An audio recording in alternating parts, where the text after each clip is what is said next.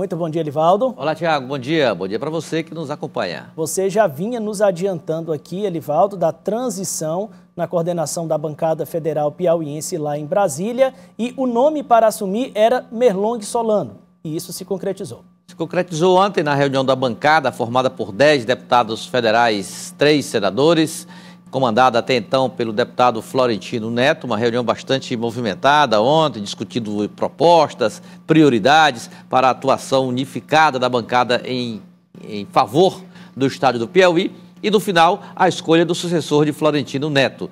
E as previsões se confirmaram. Merlong Solano, deputado federal, passou esses 2 dias com conversas com todos os integrantes do parlamento, de todos os partidos, oposição, situação, e conseguiu uma unanimidade, nenhuma resistência, uma sucessão absolutamente tranquila, e no final o parlamentar destacou, agradeceu o apoio que recebeu e destacou, Tiago, o que será prioridade neste período em que passará à frente da coordenação da bancada piauiense no Congresso Nacional. Decisão unânime da bancada, estou assumindo agora a coordenação da bancada federal do estado do Piauí. É uma marca da nossa bancada a ação conjunta, a ação unida, que nós nos confraternizamos e dialogamos independente das questões partidárias, cada um tem sua autonomia, obviamente, mas em relação ao Piauí temos sempre procurado agir em conjunto. Eu quero continuar e ampliar o trabalho, começado pelo Flávio, que foi aprofundado bem pelo Florentino Neto, para que a gente junto seja capaz de levar cada vez mais recursos do governo federal para o nosso estado do Piauí. Elivaldo, explica para a gente o que faz essa figura, o coordenador da bancada federal. Um ponto fundamental, a destinação de emendas do Orçamento Geral da União para o estado do Piauí. Que prioridades são levadas em conta? Saúde já tem uma obrigatoriedade de determinado percentual de recursos para esse setor. Mas para que área? Compra de ambulâncias, reforma ou construção de hospitais, unidades básicas de saúde. Então, quanto maior o entendimento, quanto maior o entrosamento da bancada, mais eficaz é a discussão em torno dessa matéria. E outro detalhe importante, a interlocução da bancada com prefeituras, capital, destaque também, prefeituras de todo o estado, de norte a sul, como também com o governo do estado. São permanentes os contatos do governador do estado com a bancada federal. Então, nesse momento, Tiago, esquece-se um pouco as diferenças que existem, são naturais que existam, diferenças políticas, ideológicas, em torno de uma matéria que une todas as forças que representam o Piauí no Congresso Nacional, que é o interesse do Estado em relação a recursos. E olha, justiça seja feita, nós temos evoluído bastante nesse aspecto. Há alguns exemplos nesse sentido. Eu lembro bem que quando a rodovia 130, BR-130, ali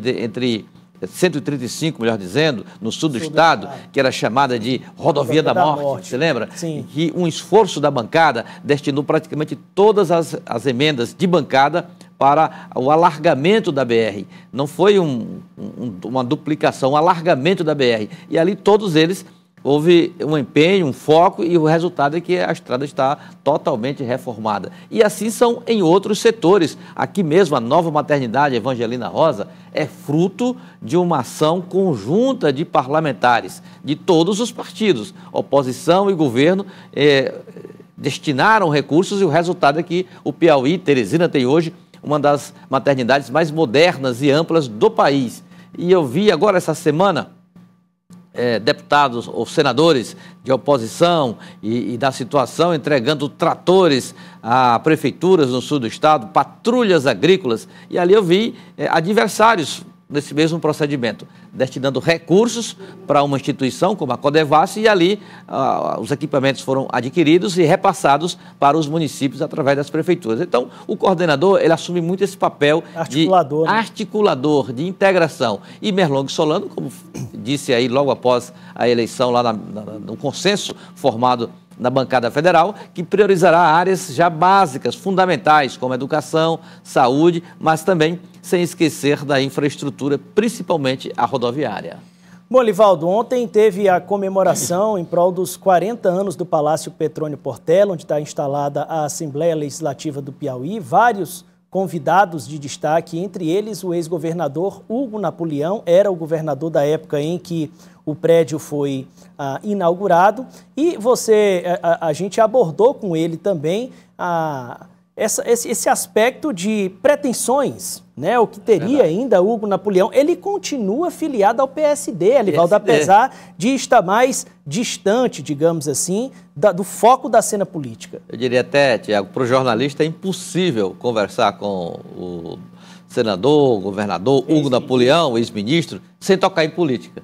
Como ele mesmo disse lá no momento da entrevista, olha, nem a gente larga a política e nem a política nos larga. Mesmo estando fora da disputa partidária, não significa dizer que a política largou a liderança política que foi tão importante para o Estado, como deputado federal, senador e governador. Sobre esse aspecto, Hugo Napoleão deu umas estocadas no que pensa sobre a estratégia do partido ao qual é filiado, o PSD, na política estadual e nacional. Deve ser defender a economia de mercado, a livre concorrência e fazer com que o Estado brasileiro se ocupe apenas de segurança, habitação popular, educação, saúde populares e que todo mais seja ocupado pela sociedade, pelas empresas que fazem a grandeza do Brasil. Tiago, eu percebi na conversa que tivemos lá rapidamente, foi ali no momento de um intervalo da cerimônia bastante concorrida, comandada pelo presidente Severo Olário, Hugo Napoleão tem um alinhamento nacional com o PSD, Kassab, próximo de São Paulo, Tarcísio de Freitas, mas percebi também uma identidade de Hugo Napoleão no que ele pensa em relação à estratégia do partido de se aliar ao PT, ao governo do Estado. Ou seja, na base governista no Estado e nem tanto em nível federal.